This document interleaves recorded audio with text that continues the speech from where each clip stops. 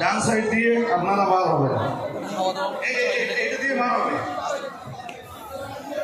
মুফতি সাহেব আপনাদের জন্য সময় দেবেন, ব্যস্ত হতে হবে না। আপনারা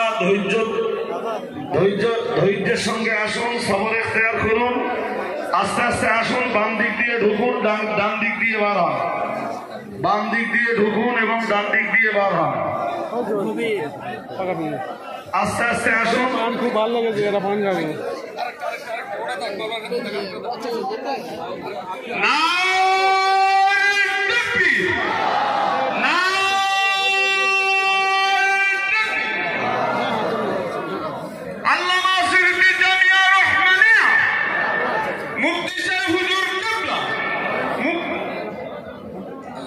শুকর গুজার হচ্ছি।